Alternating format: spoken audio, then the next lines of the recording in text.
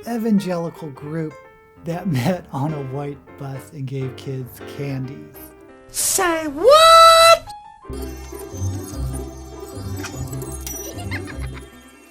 Hello mortals, I am the BookTube goddess, the #1 drag queen booktuber on YouTube. And today I'm going to do something completely different. I'm going to be reviewing the Conspiracy Palette. No, don't worry, I'm also going to be reviewing a book. I will be right back.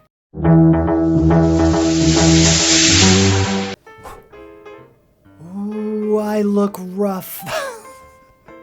Okay guys, I got caught up in the Shane Dawson series with Jeffree Star. And yes, I went ahead and I bought the Conspiracy Palette. Now I am a super low budget drag queen and I've never spent this much on makeup. Hopefully it will really up my game. Lord knows that I need it. Oh well, I was one of the lucky ones who got the palette from Jeffree Star's website, and I haven't opened it yet. I opened this, but I haven't opened the actual package itself. Ooh. Are you ready for this? We have pink wrapping paper, and then we have the palette in a black tissue with a pink sticker. And ooh, voila. And we have pink bubble wrap. A little ASMR.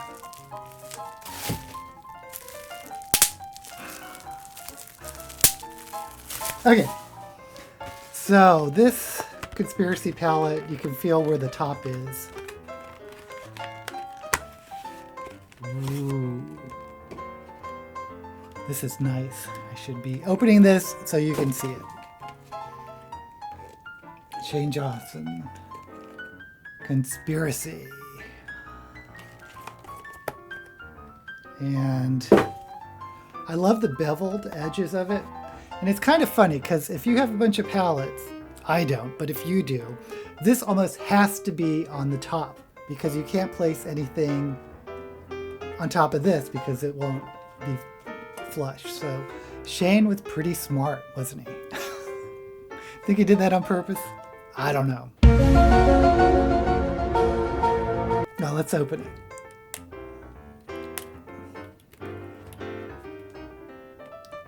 And here we have it.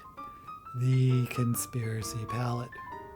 So people are saying that there's hairs in it. I don't really believe it, but if there's a million palettes that they created and a couple have hairs in it, I guess that's not a big deal, but let's see. It looks good to me, no hairs. So full disclosure, I am terrible at makeup. If you want to see a real review of this palette, there are tons on YouTube. But what I am is a book reviewer. So what I did is as soon as I got the palette, I got the Kindle version of Shane's latest book, It Gets Worse, which is a collection of essays. So I'll be reviewing the book as I get ready and put on makeup and hopefully create a good look using this palette. Full disclosure, full warning, if you're watching this for a palette review, you may want to watch someone else because I am not an expert at makeup by any stretch of the imagination. I'm actually terrible at makeup. So I have no business really reviewing a palette. But if you are here because of Shane, I'll be talking a lot about Shane because you find out a lot about him from his book. Maybe a little too much. Where to begin? First, I need to glue down my eyebrows, and that is terribly unexciting, and we'll fast forward through that.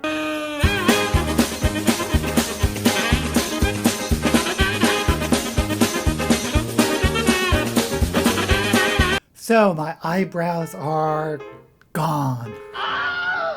Now for some primer. Baby skin. Oh yes, Daddy. I'm gonna put this even over my eyebrows. and I am using a lot. Now I'm going to go very generously with Clown White. Now, if you don't know, drag makeup is different than regular makeup. In fact, if you wear makeup on a daily basis, you should probably not be watching drag queen tutorials. But if you are a drag queen, there are some great tutorials out there. Ariel Versace and Camilla Black are killing it. Also, if you're watching Drag Race UK, Blue Hydrangea is a fantastic makeup artist, and I hope she continues doing tutorials because she is fantastic. Oh, and Luscious Massacre is another favorite of mine. So I'm going heavy with the Clown White all over my eye area. I don't know, maybe people do drag makeup every day, and if you do, all I can say is you have a lot of time on your hands. It's my Krylon paint stick and me. Krylon paint stick 8W. I really need a darker. This is supposed to be dark. It's not dark enough for me. Okay, what I've just done is I've sort of outlined where I want my crease and my eyeliner to be. Just because I'm not very good at this and it helps. I need more Clown White. Okay, let's start talking about Shane's book. Man, I look white on the monitor. Woohoo! What should we look for in books of essays or humorous essays? They've been around for a long time, but when I think of essays, I immediately think of Irma Bombeck. And if you don't know who she is, congratulations, you are under 40. But she wrote books of humorous essays in the 70s and 80s for white middle-class suburban housewives, which was completely understandable because Irma Bombeck was a white middle-class suburban housewife. So what else is she going to write about? Anyway, she became wildly successful and often had little segments on morning shows. Season for parties, folks. That time of year when you stand around talking about the weather and trying to keep awake when someone is telling you about their dog's hysterectomy. And the titles of her books were hilarious. Like, If Life is a Bowl of Cherries, What Am I Doing in the Pits? Or, The Grass is Always Greener Over the Septic Tank. Oh, Irma Bombeck. She really honed her writing because she was a weekly newspaper columnist. And her writing, the mechanics of her writing showed she was a master of writing in a very conversational style, which is actually kind of hard to do. But my favorite humorous essayist is Fran Lebowitz, who was also really big in the 80s. David Letterman loved her, and she was popular on the talk show circuit. Hi. Hi, hello. How are you? Pleasure to see you. Fran, how are you? I'm all right for a person of my age. What do you mean for a person your age? I would guess you and I are probably about the same age. I'm younger. And she wrote a collection of essays called Social Studies. And just reading it, you know the writer is a cynical New York intellectual with a wickedly dry sense of humor. One of her lines was, "Never pull a gun on a child because they just don't get the joke." What does that even mean? I don't know, but it's funny. Okay, so what do Irma Bombeck and Fran Lebowitz have in common? Their writing has strong voices. When you read Irma Bombeck, you hear her voice. When you read Fran Lebowitz, you hear her voice. So what is the voice of It Gets Worse? Is it Shane Dawson's voice? Hey guys, welcome to another day in my life. Well, now the book certainly has a voice, but honestly, I didn't hear Shane when I was reading it, and I've seen enough of his videos.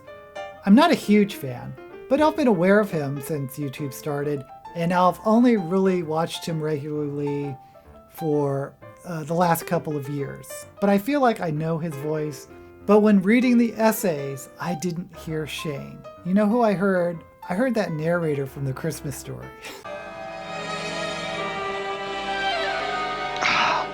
There it is. The holy grail of Christmas gifts, the Red Ryder 200-shot range model air rifle. That's the kind of voice that came to mind. Take that for what you will. I believe Shane narrates his own audiobooks. I think I read that somewhere. So I'm kind of curious of how it sounds when he reads his book. And if you are into audiobooks, maybe that's something you should look into.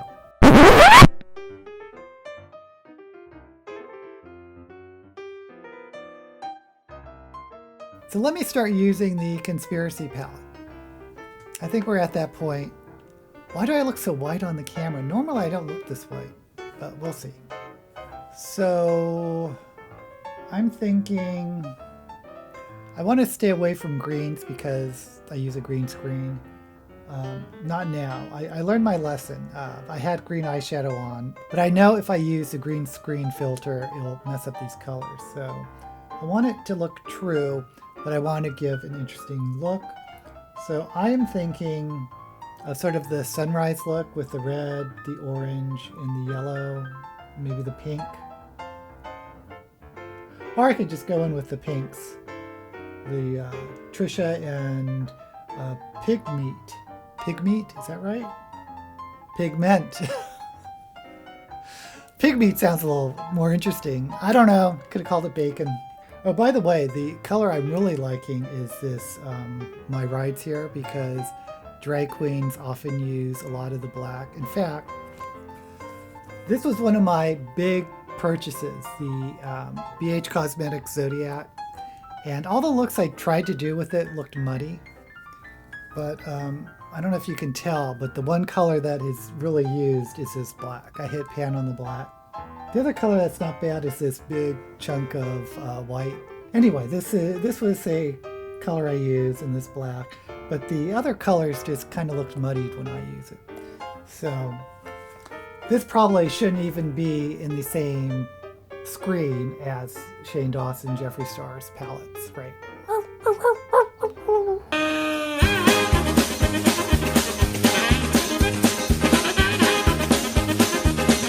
Now I guess I'm going to try to blend this out. Looks kind of faded to me, but that is most likely my skills, not the palette. I'm going to go into this orange. Cheeto dust. This was flaming hot. Now I'm going to Cheeto dust. Yeah, that looks kind of cool. Is it showing up on camera?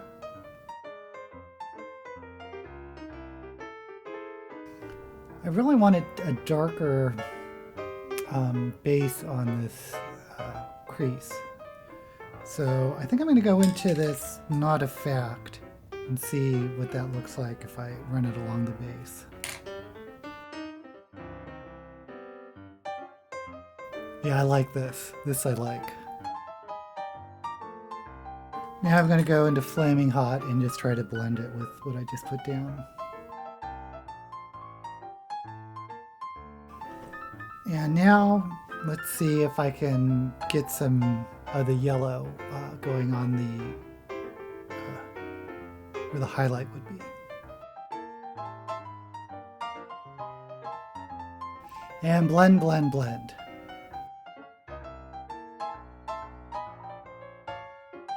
Okay, now I'm going to go crazy with eyeliner.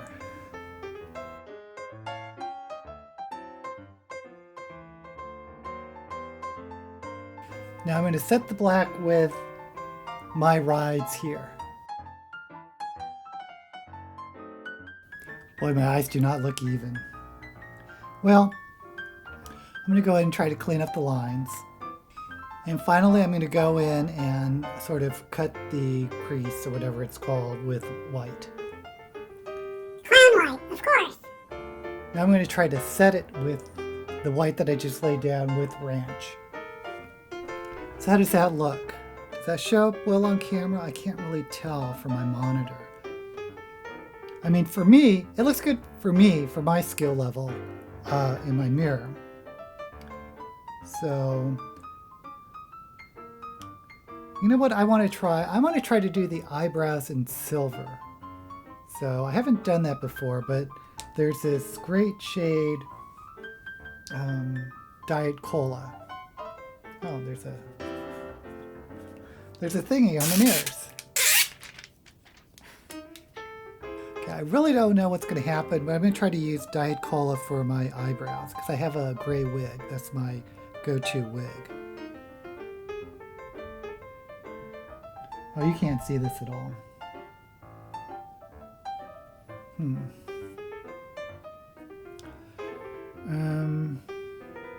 Let me try spiraling. This is sort of a dark brown.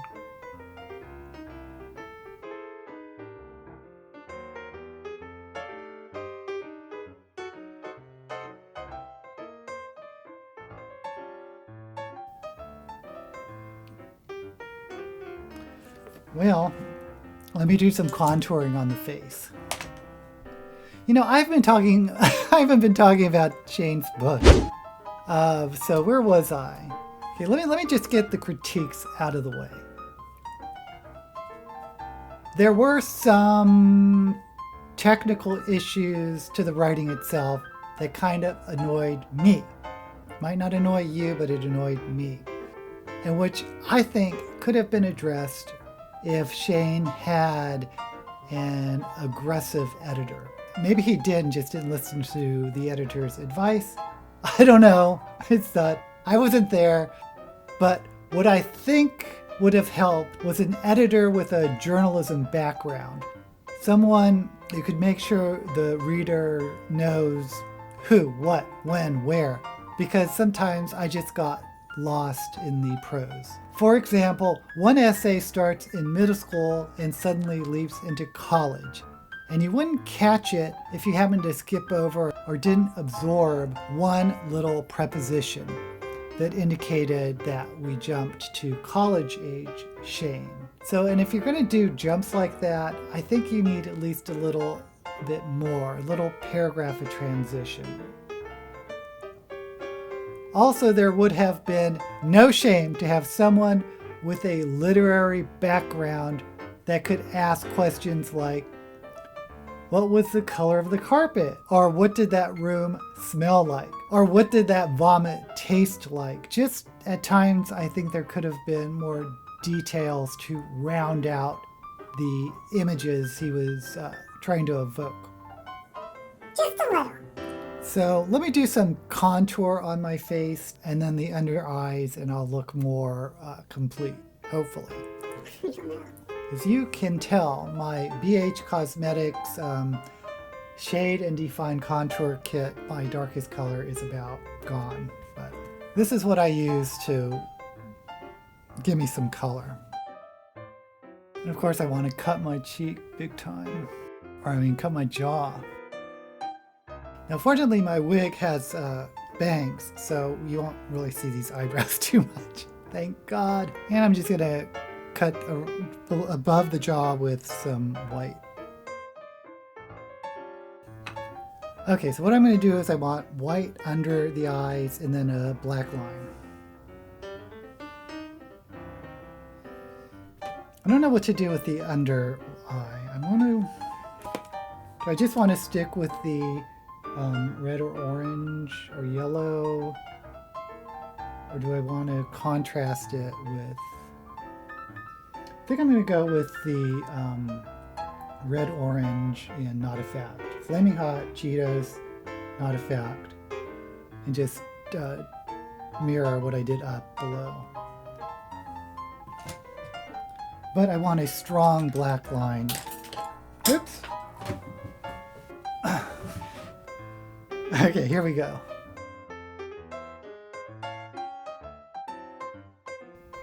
Well, that blended great. Like I said, though, I really hope you're not taking any lessons from me. I am the last person you should be taking makeup lessons from. I really have no idea how this is reading on camera, but I like it close up. I think I'm going to do the yellow on the inner eye. Is that going to look stupid? We'll see. let me brush this off. Oh, before I forget to talk about it, I got the Kindle version, but Kindles are crap when it comes to illustrations. Let me show.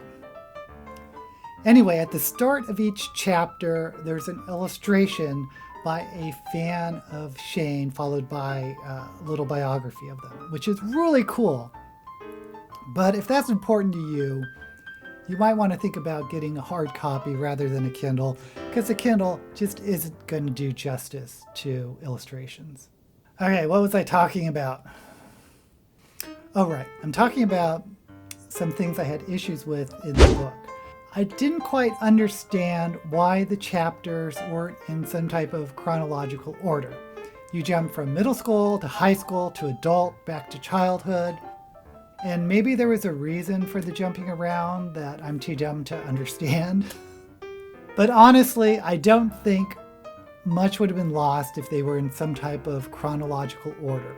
Okay, and another thing that kind of annoyed me is that Shane assumed you know a lot about him already and that you may have already read the first book. And I'm not kidding. Hold on. Let me get the quote. I'm sure from reading my first book, you already know how unhealthily close my mom and I were. No, Shane, I don't, because I didn't read your first book. What the heck? He assumes you know that he was obese as a teenager. Did you know that? I think I may have known that, but if you just pick up the book without knowing jack about Shane, you won't understand why this attractive guy on the cover is complaining about his weight. So, bottom line, what do you expect from a collection of humorous essays? You expect to laugh, right? Right. So, did I find Shane's essays funny? Now, the essays dealt with some serious stuff like bullying and eating disorders and religious proselytizing. So, the humor really has to dance around some hot topics. And for me, I thought it was funny. But humor is subjective. And I will tell you right now that Shane's humor is not for everyone. It's extremely self-deprecating and crude and relies on gross out humor. Think of the early Saturday Night Live types of comedy or National Lampoon, that type of comedy. For me, I can appreciate over-the-top gross-out humor, and I did chuckle throughout the book. Not gonna lie, I thought it was funny.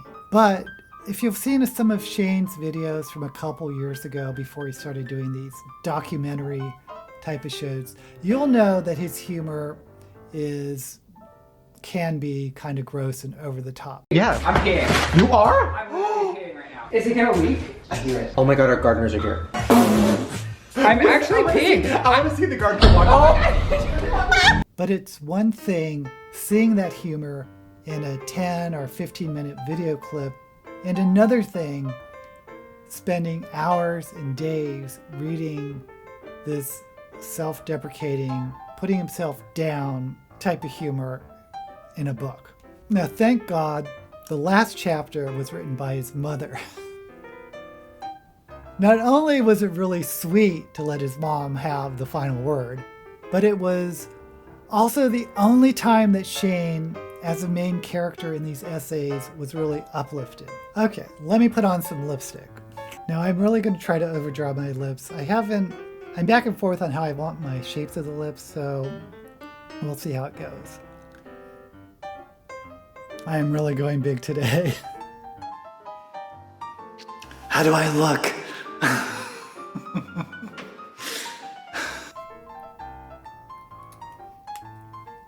I think I need some glitter. Oh, you know what? I need some blush.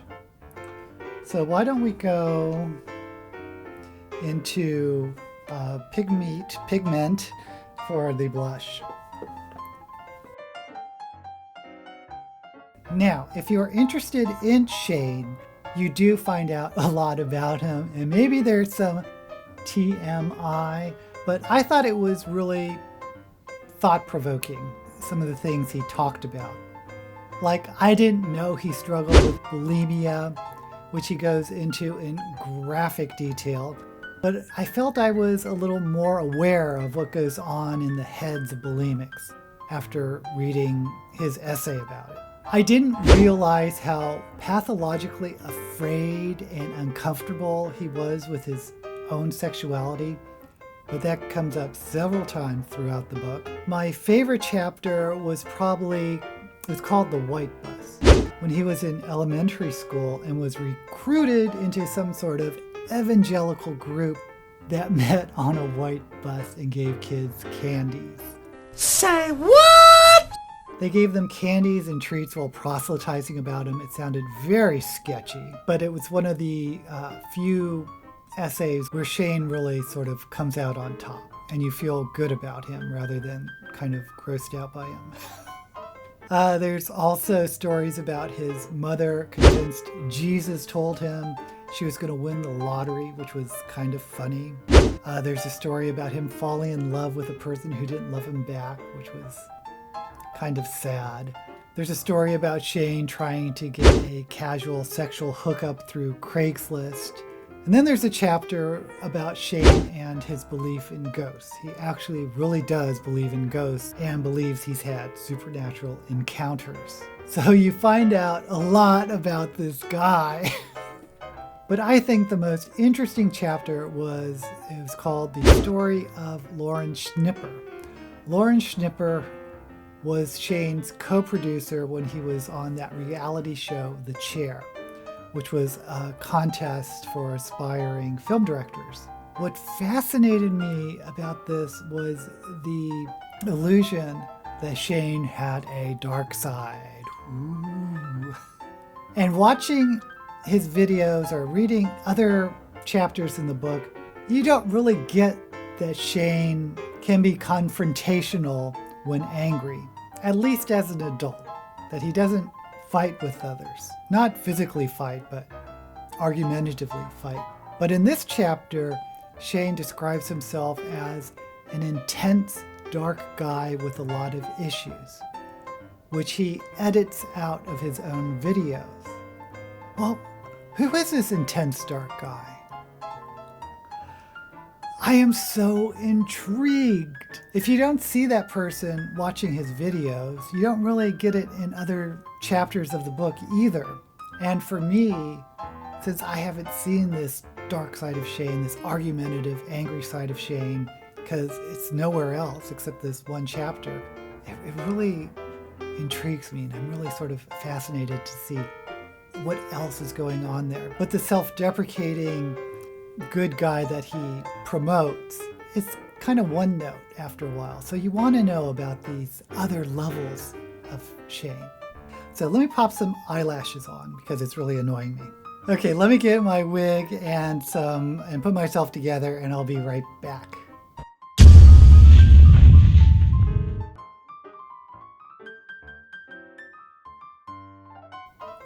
So how do I look? Did the conspiracy palette make me beautiful? Now, coming from someone who is not an expert in makeup and has no business giving anyone any makeup advice, I have to say I like the palette. Is it worth $50? I don't know, but I shall give the conspiracy palette my blessing. Now, what about Shane's book? It gets worse. Do I zap it or bless it? I'm going to do something I haven't done before. I'm going to give it 2 ratings. If you are a fan of Shane Dawson, even a casual fan like me, and are interested in learning more about him, I give the book my blessing. Oh, there's one thing I want to mention, and that's the acknowledgments at the end of the book. Usually you skip them or just glance through them, but the acknowledgments are actually some of the funniest parts of the book. He has a table where everyone he's acknowledging is listed in a column, and then in another column there's this funny little description. I've never seen anything like that. and I actually read the entire acknowledgments and thought they were hilarious. Look, there are some technical issues I had with the book, and sometimes it felt one note. But if you find Shane funny, you'll probably find the book funny and thought-provoking. But if you don't know who Shane is or know who he is and don't really care, I'm going to have to zap it. I'm sorry, Shane. The humor can be off-putting if you aren't expecting it or used to it. The constant self-deprecation can be very bleak. And the bottom line is, I think it's targeted to Shane Dawson fans. And I honestly don't think it transcends beyond that. Not like Irma Bombeck or Fran Lebowitz. If you are interested in the book, there's an affiliate link in the description and below. Please subscribe and hit the notification bell if you are interested in book reviews. Oh, and let me know in the comments if you want to see more of these Get Ready With Me shows where I put on terrible makeup looks. I freely admit I'm not a good makeup artist, but if there's another way to incorporate book reviews with makeup, let me know if that's something you'll like, and I'll think about what we can do. Other than that, may all the books you read be blessed.